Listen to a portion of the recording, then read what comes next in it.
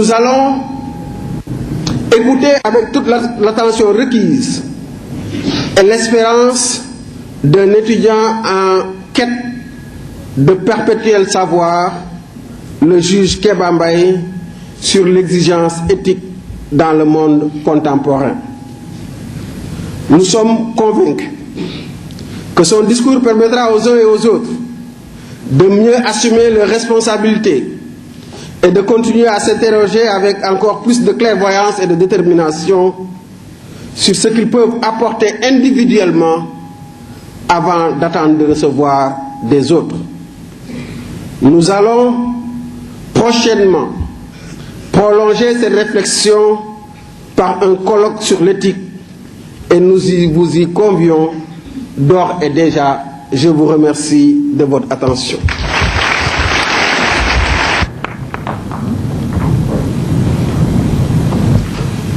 Merci beaucoup, Monsieur le recteur de l'Université Cheikh Anta Diop de Dakar. Je vais à présent, conformément aux usages universitaires, donner la parole à Monsieur le doyen de la Faculté des sciences juridiques et politiques pour présenter le juge Kéba Mbaye.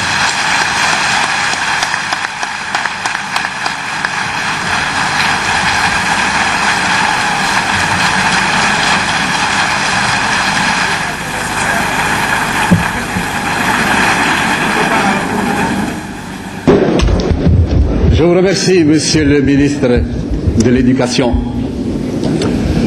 Monsieur le Président du Conseil de la République pour les affaires économiques et sociales, Monsieur le ministre de l'Éducation, Mesdames, Messieurs les ministres, Monsieur le recteur, président de l'Assemblée de l'Université Cheikh Anta Diop, Monsieur le médiateur de la République, Mesdames, Messieurs chefs d'établissement, Mesdames, Messieurs les magistrats, Mesdames, Messieurs les avocats, Mesdames, Messieurs, chers collègues, chers membres du personnel administratif et technique de l'Université Cheikh Anta Diop, Mesdames, Messieurs, chers invités, chers étudiants. C'est pour moi un plaisir, autant qu'un honneur, d'avoir à vous introduire dans le cadre de la cérémonie qui nous réunit aujourd'hui, Monsieur le juge Kéba Mbaye.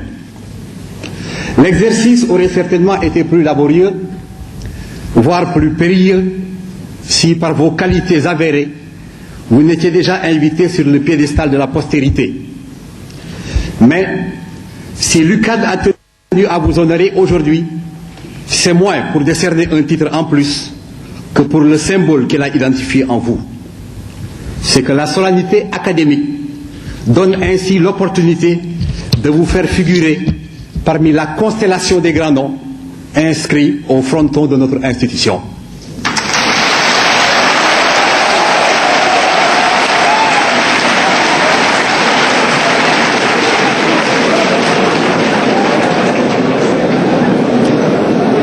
Sans aucun doute, Monsieur le Président, le passé aurait pu servir de repère pour illustrer votre personnalité.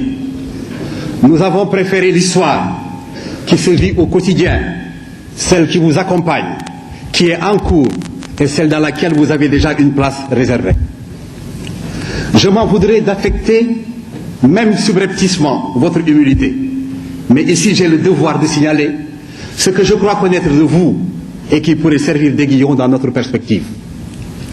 Sur vous, tellement de choses peuvent être dites, mais pour nous, c'est de votre vie professionnelle qu'il s'agit, ou plus exactement de votre vie active, telle que vous l'avez voulu, telle que vous avez pu la conduire, et même là, on ne peut tout dire, quoique tout mériterait d'être dit.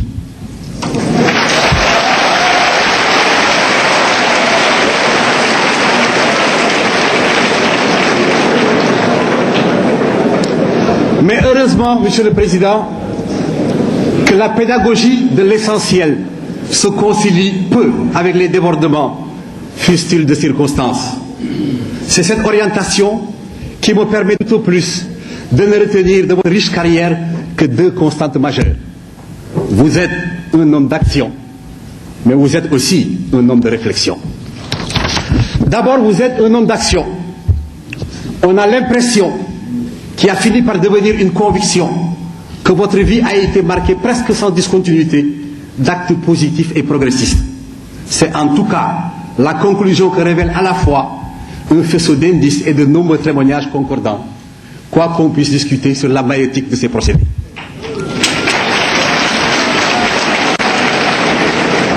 Monsieur le Président, vous êtes né le 5 août 1924 à Kaolack.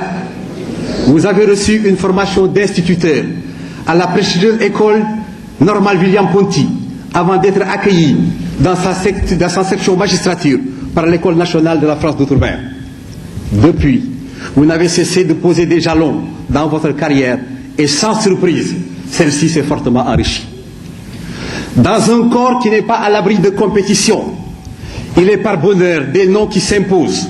La promotion de ceux qui les portent est reconnue comme une expression de justice. C'est à la fois la reconnaissance du mérite et une exigence du bien du service. Cet honneur rare vous est assurément dû. Même en minorant substantiellement votre parcours, vous avez eu à exercer les plus hautes fonctions au sein de la magistrature. Ancien premier président honoraire de la Cour suprême du Sénégal, ancien président du Conseil constitutionnel du Sénégal, ancien juge et vice-président de la Cour internationale de justice. L'expertise et la compétence incontestables sont les supports exclusifs de cette remarquable ascension.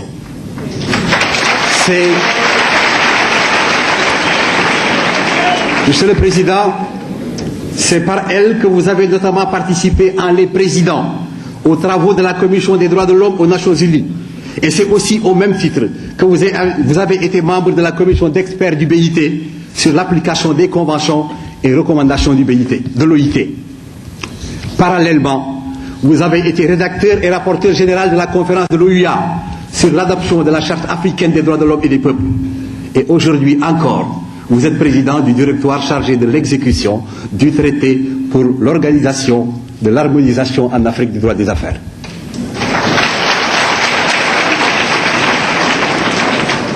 Ces diverses responsabilités ne vous ont guère empêché de militer activement au sein de structures orientées vers la défense et la promotion du droit et de la justice.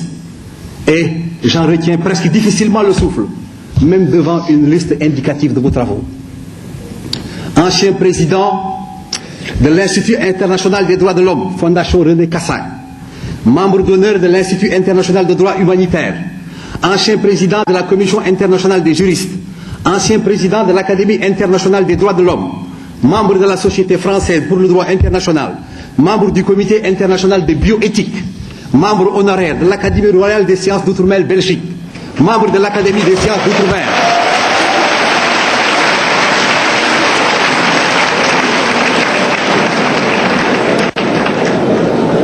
membre de l'Académie internationale de droit comparé et de l'International Law Association, ancien vice-président du curatorium de l'Académie de droit international, membre honoraire de l'Institut de droit international, ancien vice-président de la Cour internationale d'arbitrage de la Chambre de commerce internationale, membre du London Code of International Arbitration, président du Conseil international d'arbitrage en matière de sport et du tribunal arbitral du sport, président de la commission d'éthique du CIO.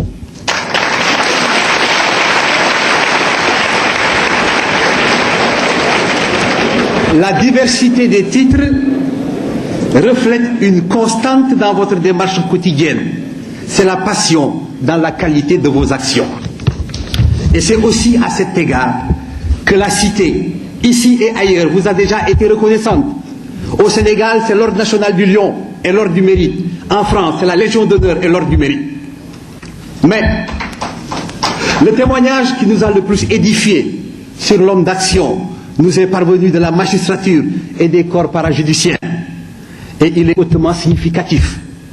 Le président Kéba Mbaye, dit-on, a toujours eu foi à la personne du juge, qui doit incarner les valeurs morales et intellectuelles d'indépendance, d'impartialité et de compétence incontestables qui fondent sa légitimité, sa crédibilité. Il savait l'importance qui s'attache à l'acte de juger, qui renvoie directement à la conscience du juge, à ce qu'il y a de plus intime en lui, à ce qui fait à la fois sa force et sa faiblesse et qui donne toute sa part d'humanité.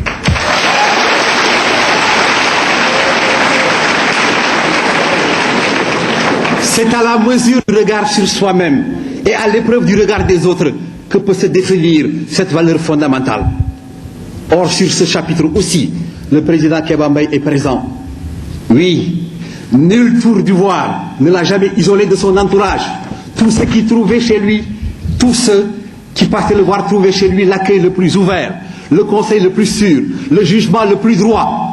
Sa grande disponibilité d'esprit lui permet de partir du postulat que son interlocuteur avait peut-être raison, admettant par là même que sa propre analyse peut être infléchie ou corrigée. Le sens de l'écoute et le respect d'autrui dénotent chez lui des qualités humaines certaines dont ont pu bénéficier tous ceux qui l'ont approché. Mais la compétence, fût-elle alliée à l'humanisme, n'est pas à elle seule raison d'action. Il faut encore et surtout ce puissant moteur qu'est la réflexion. Là aussi, Monsieur le Président, vous êtes un homme de réflexion. Et c'est ici que le lien de proximité entre l'université et vous est le plus ténu. On ne peut en effet qu'être confondu devant la diversité des champs d'investigation de l'homme, dont l'insatiable curiosité d'esprit s'est exercée partout où le droit est interpellé. À une époque où une spécialisation quelque peu excessive est considérée comme indispensable pour appréhender le phénomène juridique, la consultation de la liste des travaux du président Kéba Mbaye permet opportunément de rappeler que l'approche globale permet seule d'aborder les grands problèmes. Ainsi, rejetant toute balkanisation du savoir et passant indifféremment du droit public au droit privé, du droit international privé au droit pénal, du droit processuel au droit de la terre, le président Kéba Mbaye a pu mener à bien des études fondamentales, désormais classiques, telles que celles sur les droits de l'homme en Afrique, UNESCO 1978, les garanties fondamentales des partis dans le procès civil au Sénégal, New York 1973, le droit de la famille en Afrique noire et à Madagascar, Paris 1968, la conception africaine du droit, le droit en déroute dans la liberté et l'ordre social, avec notamment Paul Ricoeur, Raymond Aron, Herbert Marcuse, Ignacy Sach. Le Comité international olympique et l'Afrique du Sud, analyse et illustration d'une politique sportive humaniste, pour ne citer avec quelque arbitraire que quelques-uns de ses travaux parmi les plus marquants.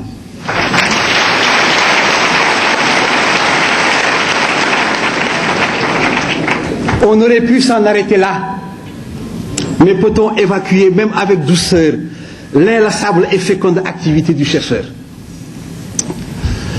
Pour hier et pour demain, 3 faits au moins doivent être relevés et révélés. Les deux sont liés au passé. Le dernier est héritier du présent, mais ils traduisent tous la fluidité du cheminement de la pensée de l'auteur. D'abord, que n'a-t-on pas dit, ou plutôt médit, sur le code de la famille? Mais combien sont-ils à avoir consulté les travaux du comité des options? Ils y auraient alors découvert les propos éclairants du président Kéba Mbaye sur la nature de telle ou de telle institution, sur l'indispensable articulation entre le droit dit moderne et le droit traditionnel. On aurait ainsi été épargné de la vanité de certaines prétentions et affirmations furtives. Le président Kéba Mbaye, à l'occasion, avait eu l'art de présenter des vues originales, des analyses renouvelées en des termes simples, clairs et accessibles à tous. Ensuite et surtout, on ne saurait méconnaître l'impulsion donnée par lui à ce que l'on appelle aujourd'hui le droit au développement. Cette nouvelle discipline qui revendique désormais son autonomie. Or, récemment encore, le concept faisait sourire. Le président Kéba Mbaye a remarquablement contribué à cette évolution. Il en a ouvert les perspectives tout en traçant les voies, notamment dans 2 articles qui sont devenus des références obligées pour tout chercheur. Le droit au développement comme un droit de l'homme, session d'enseignement à l'Institut international des droits de l'homme, leçon inaugurale Strasbourg 1972, et émergence du droit au développement en tant que droit de l'homme dans le contexte du nouvel ordre économique international, UNESCO 1978. Enfin, tirant prétexte du bicentenaire du Code civil français, 2004, l'auteur souligne l'influence supposée ou réelle du droit des personnes, des biens, des contrats, de la responsabilité civile, confirmant ainsi à la fois son esprit critique et celui de synthèse, atout majeur du technicien du droit. Sa conclusion est tournée vers l'avenir, après avoir scruté dans le même élan le Maghreb, notamment le droit algérien et tunisien. M. Kéba Mbaye est donc aussi un grand professeur. Il en a l'autorité, il en a la clarté qui vient de la domination totale du sujet, la mesure et l'originalité. C'est sous ce registre qu'il fut chargé d'enseignement à la faculté des sciences juridiques et politiques dès 1967. Monsieur le Président, je puis vous assurer, sous le contrôle des membres de l'Assemblée, que que l'université vous aurait donné sans hésiter le titre de docteur honoris causa si les usages académiques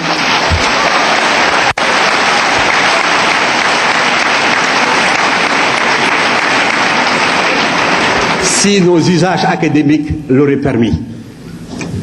Mais d'autres universités d'ailleurs l'ont déjà reconnu. Et de la plus belle manière. L'université de Nice, l'université de Lille 2, l'université de Savoie en France, l'université du Bhopal en Inde, d'Emory aux USA, de Budapest en Roumanie. Ils n'ont pas attendu longtemps pour vous décerner le titre que vous méritez depuis longtemps.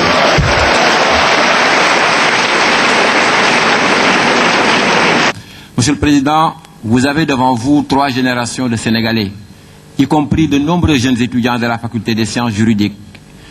Et je pense que, je vous ai dit tout à l'heure que je n'ai jamais vu l'amphithéâtre aussi plein, mais c'est un signe qui ne trompe pas. Vous êtes écoutés, vous êtes attendus, et je pense que ceux qui seront là aujourd'hui seront heureux de vous écouter sur ce thème ô combien actuel de l'éthique.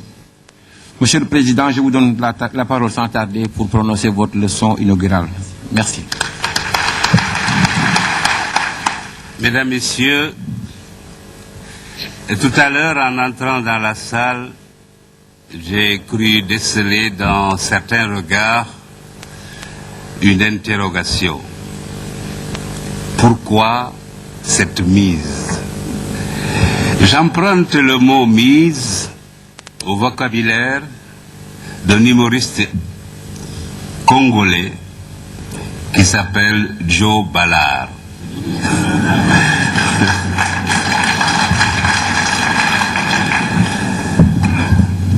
Un jour, il est venu à Dakar et un journaliste lui a posé une question.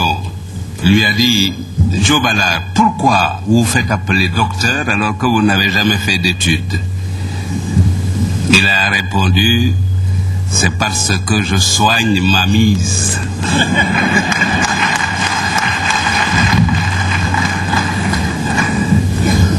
Monsieur le recteur, monsieur le doyen, j'ai soigné ma mise pour répondre à l'honneur que vous me faites et dont vous venez de donner, monsieur le doyen, un témoignage exceptionnel. Monsieur le ministre de l'Éducation nationale, une nouvelle fois, nos chemins se croisent en moins de 2 ans, dans une cérémonie que vous présidez. J'ai toujours plaisir à vous rencontrer, parce que vous êtes un homme intelligent et bien élevé. J'ai déjà dit et je répète.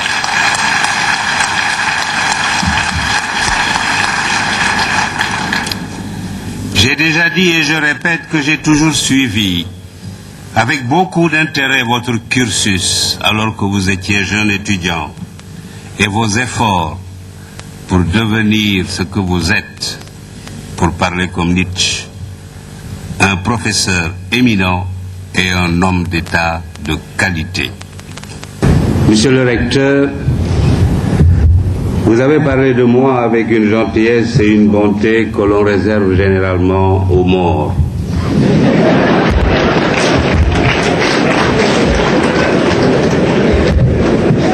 Si je ne connaissais l'affection que vous me portez, j'aurais été tenté de bomber le torse et de tomber dans un narcissisme qui m'a jusqu'alors épargné. Je vais me venger en disant, oh non pas tout le bien, mais une partie du bien que je pense de vous. Vous êtes parmi les cadres sénégalais qui ne se contentent pas de liquider les affaires courantes ou qui se servent au lieu de servir.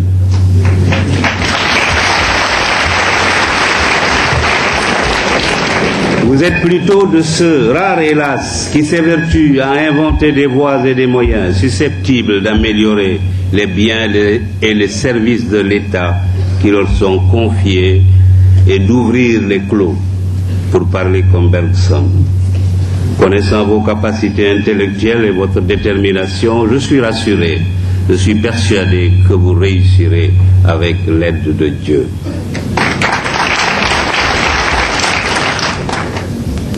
Monsieur le doyen de la faculté des sciences juridiques et politiques, vice-président de l'Assemblée de l'UCAD, vous avez gagné le prix de l'applaudimétrie.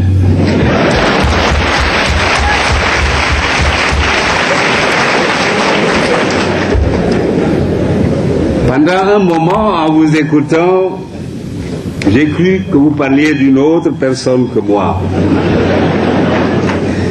Tellement vous avez su apporter, par un langage d'une rare élégance, par beaucoup d'éloquence, tant de dorure à mes modestes mérites que Dieu a placé sur mon chemin et que je me suis contenté de me baisser pour ramasser.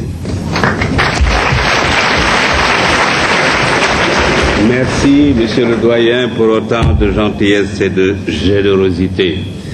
Vous formez avec d'autres professeurs et membres du corps administratif de l'UCAD autour de monsieur le recteur un mur de soutien intellectuel et moral qui protège ses efforts et fortifie ses succès. Je voudrais que vous me permettiez de remercier deux personnes, indisciplinées du reste. Ce sont deux de mes collaborateurs qui sont venus de Lausanne pour assister à cette leçon alors que je leur avais dit de ne pas le faire. Il s'agit d'une part de notre compatriote Ousmane Khan, magistrat de son État, premier conseiller du tribunal arbitral du sport, et de M. Shabazz Benham, iranien de nationalité, diplomate de formation, secrétaire permanent de la commission d'éthique.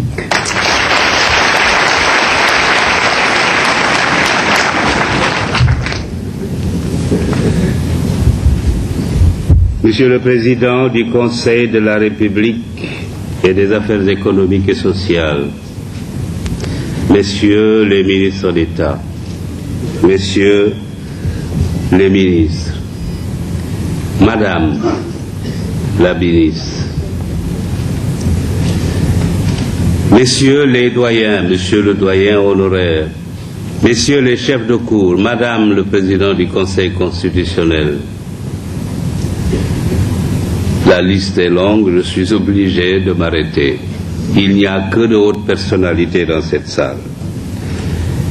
Excellences, Mesdames, Messieurs, Messieurs les professeurs, Mesdames, Mesdemoiselles, Messieurs les étudiants, l'année dernière, l'université avait demandé à un professeur, l'historien Boubacar Bari, de prononcer la leçon inaugurale. L'année d'avant, c'est un autre professeur, doublé d'un homme d'État, Maître Abdoulaye Wade, qui avait été choisi. L'invité de cet après-midi n'est ni professeur ni homme d'État. Vous savez, le professeur est le serviteur de la science et l'homme d'État l'otage de la prudence. Ce sont des situations contraignantes pour l'un comme pour l'autre. Elles sont toutes deux réductrices, car elles sont filles de la fidélité. La fidélité est obligatoirement réductrice parce qu'elle postule un choix et fatalement, comme dirait André Gide, le rejet de ce que l'on ne choisit pas. Elle limite et canalise. Ici, fidélité que l'on doit au vrai, le professeur, et la fidélité que l'on doit à la vérité, l'homme d'État. En effet, le professeur est un soldat de la raison et l'homme d'État le porte-parole du peuple, donc de l'opinion. Le premier s'évertue à ne pas sortir du chemin de la science. Le second porte le fardeau du souvenir de ses promesses que ses électeurs conservent précieusement dans leur mémoire. L'État a la chance de pouvoir ignorer à la fois la science et l'opinion. L'invité à prononcer une leçon inaugurale dans ce sanctuaire de la pensée et de la parole, c'est courir un risque, surtout s'il se trouve que l'invité en question a atteint un âge canonique où, selon certains oulémas, Dieu lui-même est indulgent à son égard. Conséquence, les hommes n'ont pas d'autre choix que de fermer les yeux et les oreilles sur ces erreurs de pensée et d'expression. Mais il me faut peut-être parler un peu du sujet que j'ai à traiter. Quand monsieur le recteur m'a demandé de prononcer la leçon inaugurale, je n'ai pas accepté, je dois le confesser. Mais on ne peut rien lui refuser parce qu'il est très habile. Il a parlé tout à l'heure de Mariette Diarra et de Charles Turpin. C'est parce qu'il est passé par mon épouse et mon neveu pour m'obliger à accepter. Mais je ne le regrette pas, croyez-moi. Après que j'ai accepté, il m'a demandé, bon, ben, qu'est-ce que vous allez traiter comme sujet? Vous savez, quand on a exercé certaines fonctions et qu'on a pris un certain âge, on vous met là tout, conférences, colloques, symposiums, etc. Et au bout d'une dizaine ou une vingtaine d'années, vous avez dans votre gibecière des centaines de sujets que vous pouvez sortir comme un prestidigitateur, un lapin, et pour parler en public. Alors je lui ai dit, puisque je suis président de la commission d'éthique du CIO, que j'ai appartenu au comité international de bioéthique de l'UNESCO et que même j'ai travaillé à la commission juridique qui a fait la déclaration internationale sur le génome humain et les droits de l'homme. Alors je lui ai dit l'éthique. Il m'a dit bon, c'est très bien. Vous savez, j'ai quelquefois envie de passer un certificat de chimie. Je suis sûr qu'il m'aurait admis. Chaque fois que je lui parle, il me dit c'est très bien. Alors je me suis rendu compte quand même que l'éthique, c'est un sujet extrêmement vaste. Alors je lui ai dit, mais monsieur le recteur, le sujet est très vaste. Il m'a dit, ah oui, vous avez raison. Alors je lui ai dit, j'ai envie de le formuler autrement. J'ai envie de dire l'éthique, virgule, aujourd'hui, point. Il m'a dit, c'est parfait.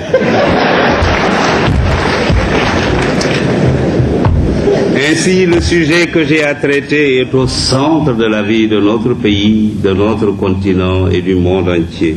L'éthique, virgule, aujourd'hui, point.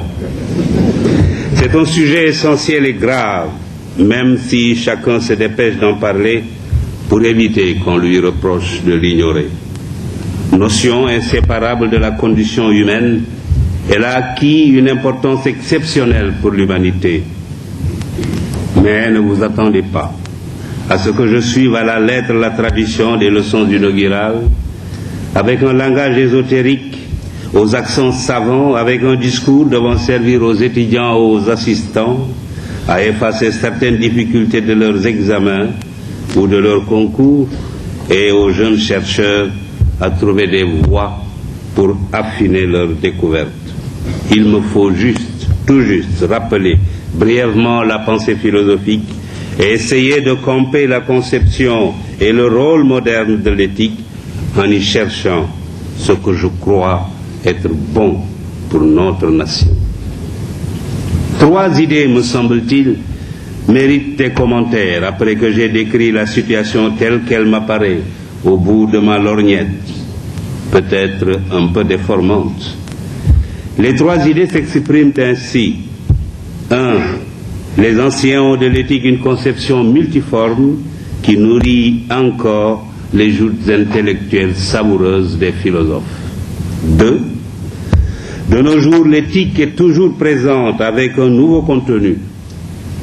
Malheureusement, ce contenu est davantage ignoré que respecté.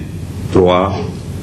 L'éthique devrait être adoptée par notre pays comme la mesure de toute chose, car accompagnant le travail, elle est la condition sine qua non de la paix sociale, de l'harmonie nationale, de la solidarité et du développement. La société face à l'éthique aujourd'hui. En présentant la Déclaration universelle sur le génome humain et les droits de l'homme, adoptée le 11 octobre 1997 à l'unanimité par acclamation par la Conférence générale de l'UNESCO, Le directeur général Federico Mayor annonçait que cette déclaration, de même que l'engagement moral auquel les États avaient souscrit en l'adoptant, était l'amorce d'une prise de conscience mondiale de la nécessité d'une réflexion éthique sur les sciences et les technologies. Le directeur général avait raison. Il faut faire avancer la connaissance en l'encadrant par l'éthique pour que, notamment, la science ne serve pas des idéologies comme l'eugénisme, qui a fait tant de mal à l'unité humaine, et qu'elle favorise des progrès comme la thérapie génique, le futur recours prodigieux contre certaines graves maladies héréditaires. Mais la réflexion éthique doit aller plus loin. Il faut qu'elle ne se limite plus aux sciences et aux technologies, mais qu'elle s'engage sur les différents compartiments de l'activité des hommes. Il faut aujourd'hui qu'à travers le diagramme de l'éthique soit aussi examiné avec soin non seulement les sciences et les technologies, mais également les pouvoirs étatiques, exécutifs, législatifs et judiciaires, l'éducation, la conduite de l'étudiant, le rôle de l'enseignant, la fonction d'administrateur, les activités économiques, les secteurs primaires, secondaires, tertiaires, la politique en général, le combat pour le pouvoir, la gouvernance, les rapports entre les différents membres de la scène politique, les relations entre gouvernants et gouvernés, et le comportement de ces derniers, la communication, la famille, le voisinage, le sport, la culture, les relations internationales, les rapports entre pays riches et pays pauvres et d'une façon générale, comme je le disais tout à l'heure, l'ensemble des activités et du comportement des hommes pris individuellement ou collectivement, mais aussi des États, c'est-à-dire de leurs représentants. Si je préconise ces réflexions générales approfondies et permanentes, c'est parce que pour qui se donne la peine d'observer la société humaine de notre époque, nous sommes sur le chemin d'un monde sans éthique. D'un monde dans lequel la conduite des hommes, en dehors de toute considération éthique, est guidée par l'argent, le pouvoir, la force et la place. Ce mot étant pris dans le sens large que lui assigne Léo Wolof, et aussi Figaro, le célèbre personnage de Beaumarchais, dans son monologue, rappelez-vous, parce que vous êtes un grand seigneur, vous croyez un grand génie, noblesse, fortune, un rang, des places, tout cela rend si fier. Qu'avez-vous fait pourtant de bien? Vous vous êtes donné la peine de naître et rien de plus. Et il ajoute malicieux, du reste, homme assez ordinaire.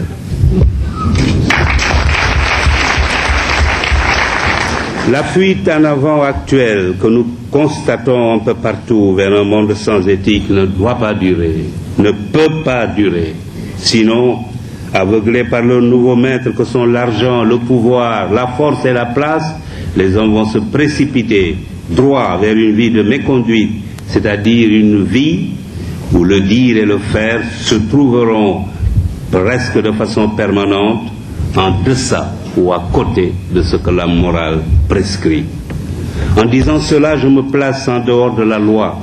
L'éthique n'est pas le droit, a récemment écrit le professeur Abdoulaye Sakho. L'histoire de la perception de l'avortement en est une illustration édifiante.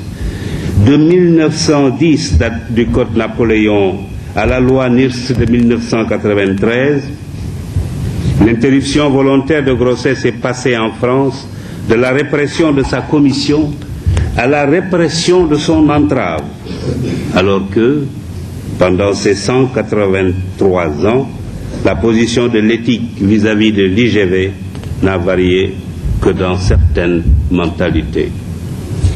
Mesdames, Messieurs, je vous invite plutôt à nous situer dans le cadre d'un projet d'usage et de pratique, d'une autre mesure du dire et du faire, le bien. Nous y reviendrons. Il faut que le dire et le faire n'obéissent plus à cette nouvelle loi selon laquelle, peu importe qu'un but ait été atteint par des moyens illégaux ou prohibés par la morale ou l'éthique, la fin étant finalement le seul justificatif de la parole ou du comportement.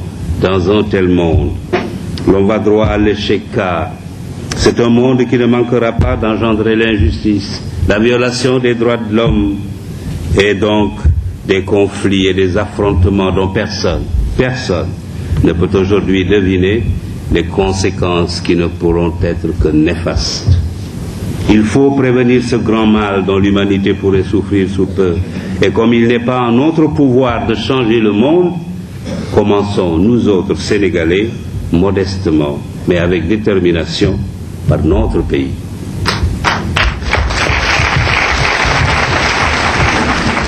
Commençons par y adopter l'éthique comme règle de comportement, comme s'il s'agissait d'un principe général de conduite, obligatoire pour tous sans exception. Cela peut paraître utopique à certains, notamment à ceux dont la spécialité est la combine et la magouille, substantif que le petit Larousse définit ainsi: combine, moyen habile et peu scrupuleux pour parvenir à ses fins. Magouille, lutte d'influence, série de combinaisons douteuses ou malhonnêtes entre des groupes, des organisations quelconques ou entre des personnes à l'intérieur d'un groupe. Ce cheminement vers le désastre, avec les voies tordues précitées de la combine et de la magouille, n'est pas une fatalité. Il me semble qu'il y a des remèdes appropriés pour le prévenir ou le guérir. J'en identifie 3. Ériger certaines règles éthiques fondamentales en obligation erga omnes, subordonner la loi aux commandements éthiques et la fonction de juger au seul droit, légiférer dans tous les domaines pour imposer aux administrateurs comme aux administrés des comportements éthiques. Il s'agit en quelque sorte de déplacer nos objectifs, nos buts et nos rêves, de remodeler nos jugements et notre conduite sur d'autres valeurs et de donner la priorité à la qualité, au seul mérite et à l'intérêt général. Que ceux qui détiennent une parcelle de pouvoir et en abusent, ou qui se sont enrichis en foulant aux pieds les règles d'éthique, se le disent bien, ils n'inspirent aucun respect aux autres Sénégalais.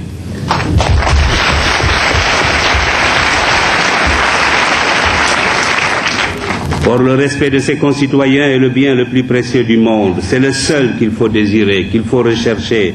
C'est le seul qui est admiré.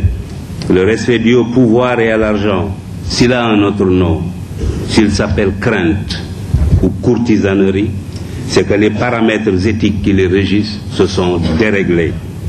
Or, la crainte et la courtisanerie sont détestables parce qu'elles avilissent celui qui les inspire comme celui qui en est la proie.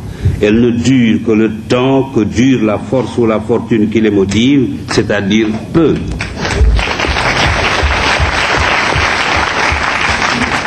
Et elles s'effacent avec la perte du pouvoir ou de l'argent. Le pouvoir est fait pour servir, il est passager. L'argent ne sert qu'à satisfaire les besoins. Au-delà, il est inutile.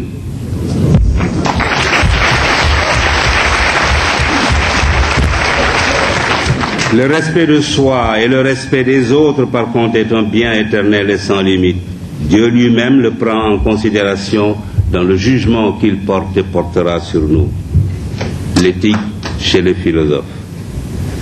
Que les philosophes présents dans la salle ou appelés à me faire l'honneur de me lire, philosophe dont mon professeur au lycée Van Vollenhoven, lui Thomas, m'a donné l'amour de la matière qu'ils enseignent, me pardonne, de ne parler de l'éthique, de leur point de vue, que pour rappeler brièvement quelques notions. Pour les philosophes, nous le savons, l'éthique est une partie de la morale théorique, cette composante de la philosophie. Pour certains d'entre eux, l'éthique est considérée comme l'une des branches de la philosophie, tout comme la physique et la logique. Cette conception se rencontre chez les stoïciens et chez Emmanuel Kant. Il s'agit de connaître les normes de la nature, c'est-à-dire de la raison.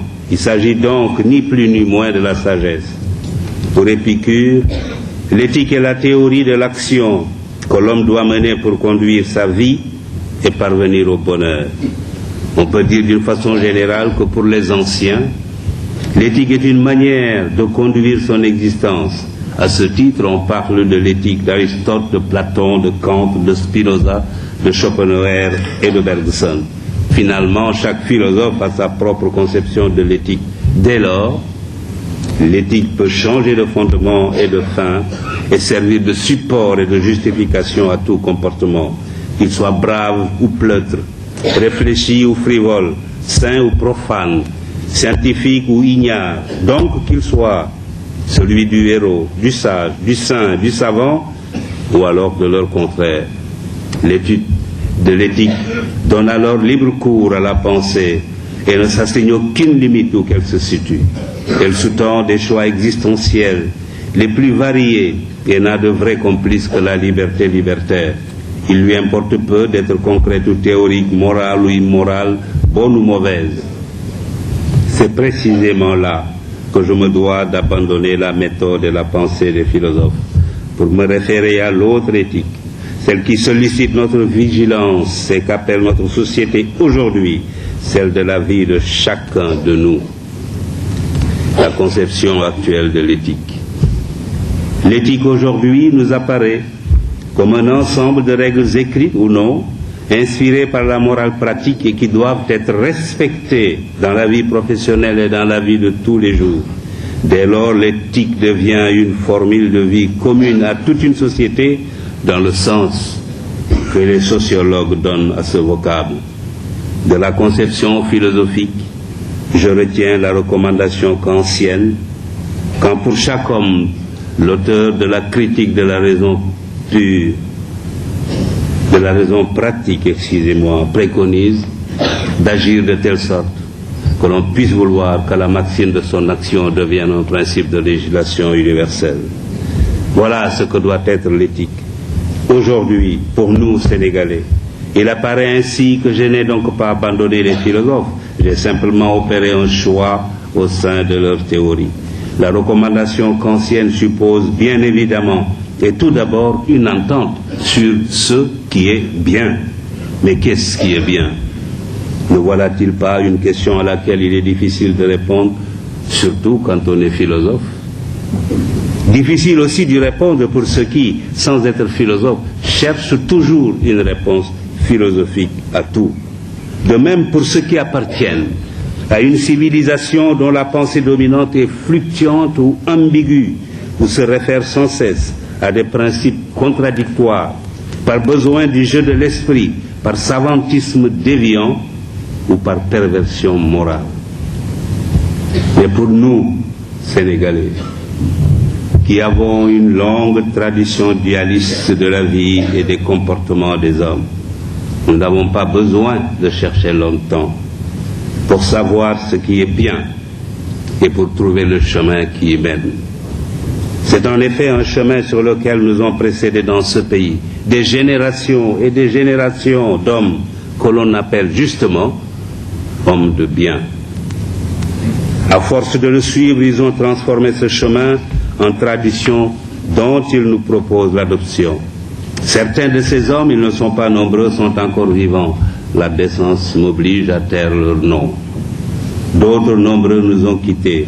Je cite parmi eux Cheikh Omar Foutiyou, Cheikh Ahmadou Bamba Khadimou Rassoul, El Hadji Malick Sy, mon guide Serigne Abdoul Aziz Sy, radiallahu anhu, le cardinal Thiandoum. Il y en a bien d'autres. Ils font que le Sénégal est une terre de foi, une terre bénite. Ils nous ont appris, non pas par de simples paroles, mais par des actes de leur vie, ce qu'est le bien. Grâce à eux, nous savons parfaitement ce qui est bien en famille, ce qui est bien dans la rue, à l'université, dans les ateliers et les bureaux, dans la pensée et l'action, qu'elle soit politique ou autre. Nous savons que le travailleur doit travailler, l'étudiant étudier, l'enseignant enseigner, bien sûr, mais tous sous le contrôle de l'éthique, c'est-à-dire bien. Malheureusement, il arrive très souvent que nous empruntions un autre chemin que celui que nos anciens avaient choisi. Eux avaient choisi le chemin de la foi, de la dignité, de l'honneur, du courage, de l'honnêteté, de l'humilité, de la tempérance, de la droiture, du respect d'autrui et du bien commun, du travail, de l'endurance et de l'amour de la nation.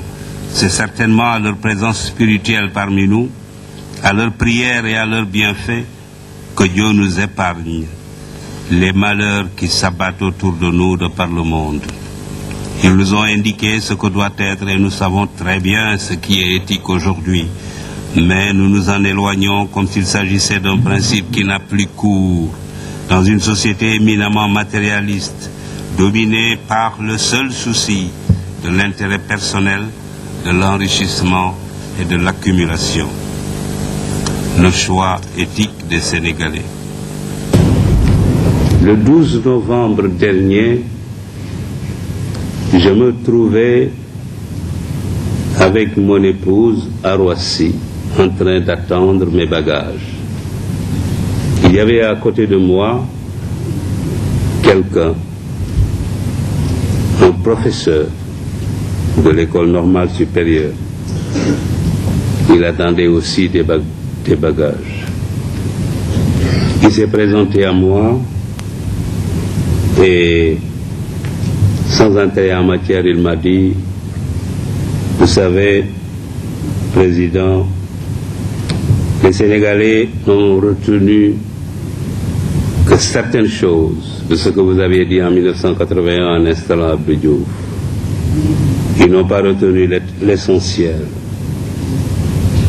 Il m'a cité des passages de mon discours que moi-même j'avais oubliés. J'étais émerveillé. En le quittant, je me suis dit, au fond, ce professeur a raison. J'ai tendance à transpirer, ce n'est pas parce que je suis sur ma copie, c'est une nature.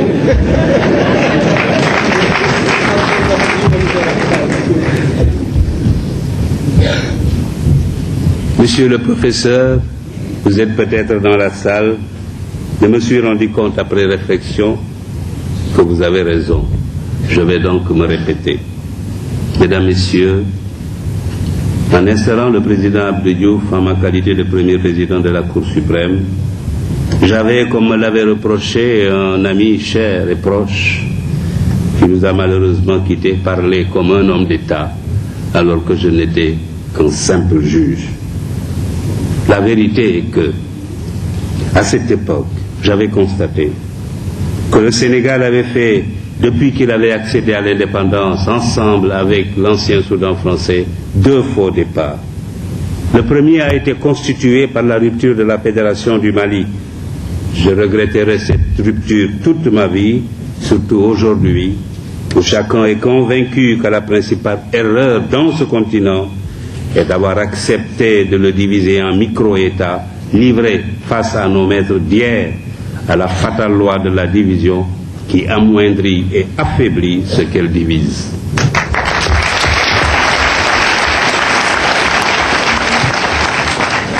Après la rupture de la Fédération du Mali, les Sénégalais, amis des Soudanais, ont été brimés.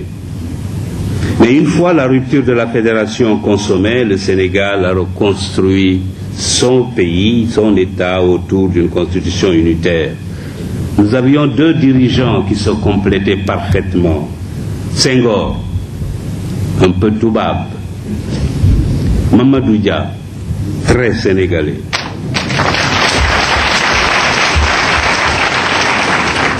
J'avais le sentiment très net qu'il nous menait droit vers l'unité nationale, le développement économique et la prospérité, en empruntant à l'Occident et à l'Afrique ce qui est bien, mais seulement ce qui est bien. Hélas, le 17 décembre 1962, ils se sont brutalement séparés.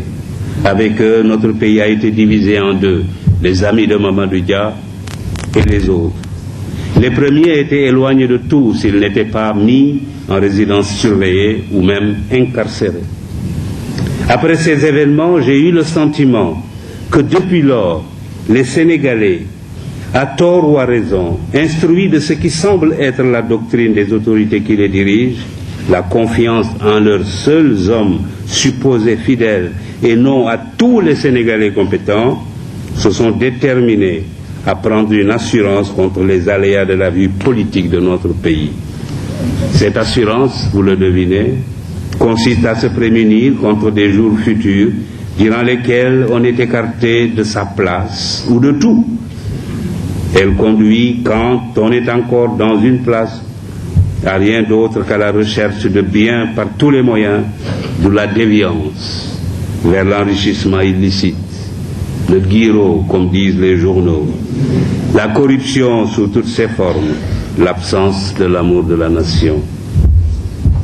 En 1980, je m'étais dit que l'occasion du départ de Léopold Sédar Senghor et l'arrivée d'Abdou Diouf à la tête de l'État était peut-être pour moi une occasion exceptionnelle de m'immiscer dans la conduite de la politique de notre pays en parlant directement à mes concitoyens du grave problème de l'éthique et des autres préoccupations de la nation. Comme me l'a rappelé mon voisin du tapis roulant de Roissy, de ce que j'avais dit à l'époque, beaucoup de Sénégalais n'ont retenu qu'une formule brève et lapidaire: les Sénégalais sont fatigués. Il m'a dit, et il a raison, que j'avais bel et bien dit autre chose. En effet, j'avais notamment affirmé que l'essentiel, c'est de sortir de cette situation avec dignité, en sauvegardant l'intégrité de notre territoire, l'indépendance de notre pays, les conquêtes démocratiques de notre peuple et l'intangibilité de notre Constitution. Cela ne peut être l'affaire d'un seul homme, ni même l'affaire d'un seul parti. C'est le devoir de tous les Sénégalais de faire preuve de maturité pour garder notre pays de l'aventure et assurer son développement harmonieux selon notre propre formule de vie. Il faut que chacun de nous enterre ses ambitions personnelles et oublie les vieilles querelles pour se cendre les reins comme un vaillant homme au nom de l'intérêt exclusif de la nation. L'objectif permanent devra être la consolidation de la démocratie, qui ne laissera plus le moindre doute sur la sincérité des résultats des suffrages. Il faut aussi que gouvernants et gouvernés, membres ou non des partis politiques, acceptent sans arrière-pensée le principe de l'alternance à la tête des affaires de l'État. Cultivons l'honnêteté et le courage au travail, que chacun au poste où il est, du ministre au planton, du chef d'entreprise aux manœuvres, considère comme reposant sur ses seules épaules le destin de la nation. Inventons un système qui ne récompensera désormais que la compétence, le travail et la probité.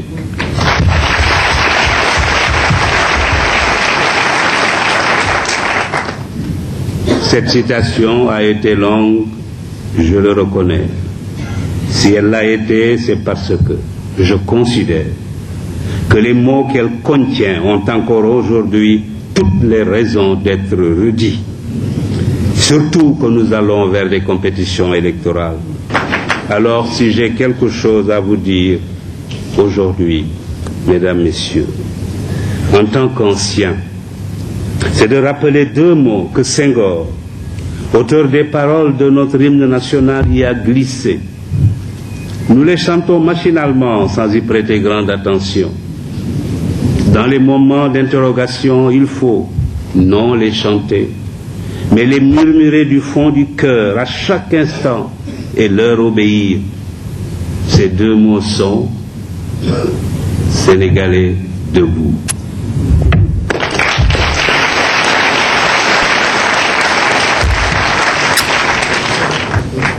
Debout pour le travail et pour l'éthique avant qu'il ne soit trop tard. Debout en nous rappelant devant chaque choix, chaque action, la pensée d'Emmanuel Kant. Demandons-nous chaque fois que nous sommes tentés d'avoir un comportement non éthique, ce que serait la vie si chacun faisait comme nous. Demandons-nous ce que serait une société de délateurs, de profiteurs, de voleurs, de corrupteurs et de corrompus, d'indisciplinés, d'insouciants, d'égoïstes, de fraudeurs. La liste est longue, mais la réponse est une, ce serait une société vouée à l'échec et peut-être à la déchéance et à la misère matérielle et intellectuelle. Alors, évitons de tels comportements.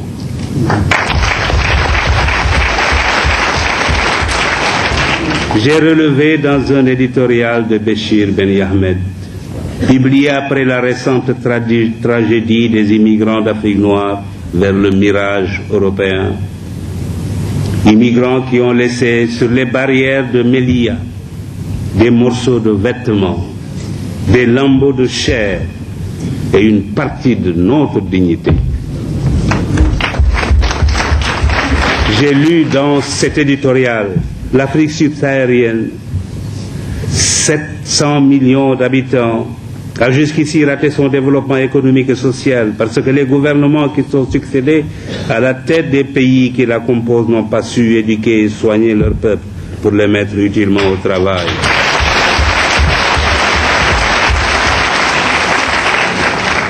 Héritiers du pouvoir colonial, de nations en constitution et de pays aux frontières arbitrairement tracées, ils n'ont pas pu maintenir à l'intérieur de leur pays la cohésion nationale et la paix. De leur côté, les anciennes puissances coloniales ont mal aidé. Quant à la Banque mondiale et au FMI, agents d'un ordre économique mondial injuste, ils ont erré. Cette conjonction de facteurs défavorables, toujours à l'œuvre en 2005, près de 50 ans après les indépendances, explique les malheurs actuels du seul continent qui voit augmenter le nombre de ses démunis. Fin de citation. Nous, Sénégalais, sommes capables de renverser cette tendance, si nous le voulons vraiment, sincèrement. Pour nous, j'en suis convaincu, ce n'est pas trop tard, mais il faut faire vite. Au lendemain de son élection, le président Abdoulaye Wade avait lancé « Travailler, toujours travailler, encore travailler ». J'avais tout de suite saisi mon téléphone, je l'ai appelé et l'ai félicité. Malheureusement, je dois dire que je n'ai pas l'impression que tous les Sénégalais aient entendu cet appel. Pourtant, le chemin qu'il indique est le seul qui soit capable de nous sortir de nos difficultés. Je crois que le président Abdoulaye Wade lui-même a la même impression que moi, puisqu'il a été obligé, je l'ai entendu à la télévision, de se répéter à l'occasion d'un récent retour de voyage. Le travail et l'éthique sont les seuls outils du développement véritable. Nous devons les ériger en principe premier si nous voulons sortir notre pays de la misère. Il n'y a pas d'autre voie. Nos amis les Marocains qui avancent à grands pas vers le développement ont créé une instance éthique et réconciliation. Quand on les interroge sur la situation de leur pays, ils parlent non de politique mais plutôt d'éducation, de santé, de salubrité, d'ordre et de discipline. L'essentiel de leur discours est éthique et développement. Quand on interroge un Sénégalais, faites-en l'expérience sur la situation de son pays. Il parle de remaniement ministériel, de querelle ou de limogeage politique. Que nos dirigeants politiques m'excusent, mais ils savent tous comme moi que ce n'est pas la politique politicienne qui développe un pays.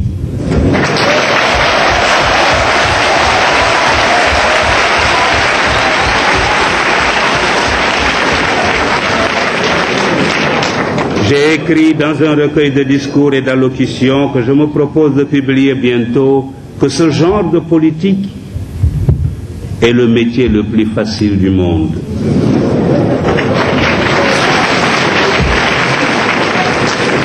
Il ne nécessite ni études, ni apprentissage. Plutôt que d'avoir de grands politiciens, cherchons à avoir de grands médecins, de grands ingénieurs, de grands professeurs, de grands spécialistes de l'économie et des finances, et même des savants. Les pays les plus puissants du monde ne sont pas ceux où la politique est reine. C'est plutôt le contraire. Les Marocains ne sont pas les seuls à se soucier de l'éducation, du travail et de l'éthique. L'Asie du Sud-Est, les organisations internationales et même les pays développés ont décidé de s'engager sur la voie de l'éthique. Des comités et des commissions commencent à se dresser un peu partout comme des sentinelles de la vigilance morale sur les routes de la recherche scientifique et technologique, de la gouvernance, de l'entreprise, du négoce, du sport et de toutes les activités humaines. Leur mission consiste à informer, éduquer, prévenir, enquêter, proposer des remèdes ou des sanctions aux organes compétents. L'éthique est désormais enseignée dans plusieurs universités, écoles et instituts. Il nous faut participer à ce mouvement. Il faut alors que dans nos institutions, dans nos organes, nos administrations, nos ateliers et nos bureaux, partout, suivre cet exemple. Il faut que triomphe l'éthique au Sénégal. L'université Cheikh Anta Diop doit donner l'exemple.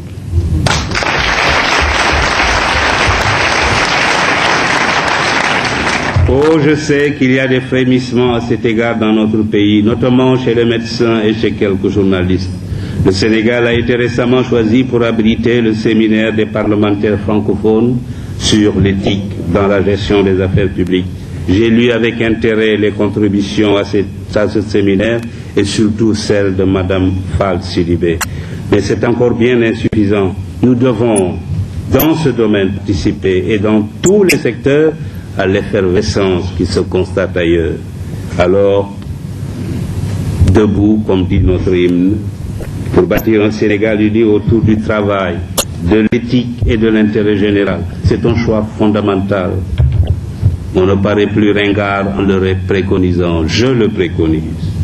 Je ne serai peut-être plus de ce monde quand surviendront les conséquences de ce choix pour lequel les Sénégalais auront opté en faisant soit ce qui est éthique, soit ce qui ne l'est pas. Ce jour-là, je suis sûr qu'ils diront en eux-mêmes. Et pourtant, le Père Kéba, avant de partir, nous avait prévenus. Et d'outre-tombe, je leur répondrai, selon le choix qu'ils auront fait, suivant le cas heureux, c'est bien, ou triste, mais tout de même rancunier, après tout, vous l'avez voulu. Monsieur le ministre de l'Éducation, Monsieur le recteur, Excellences, Mesdames, Messieurs les professeurs, Mesdames, Mesdemoiselles, Messieurs les étudiants, chers invités, il me faut maintenant prendre congé de vous. Si j'ai un dernier mot à dire, le mot de la fin que je préfère aux conclusions conventionnelles, c'est bien celui-ci. J'ai la conviction très nette que de même que l'on est d'accord pour affirmer que la liberté et le pouvoir doivent être limités par les droits des autres, de même, l'éthique doit être constituée comme la mesure obligatoire de l'exercice de tout droit, de toute liberté, de tout pouvoir. Mais il faut, pour que survienne le règne de l'éthique, deux conditions. D'abord, il faut que la justice soit forte et respectée, qu'elle soit servie par des magistrats bien traités et indépendants. J'ai lu samedi dernier le compte-rendu des débats sur la justice à l'Assemblée nationale. Je dois reconnaître, Monsieur le Premier Président,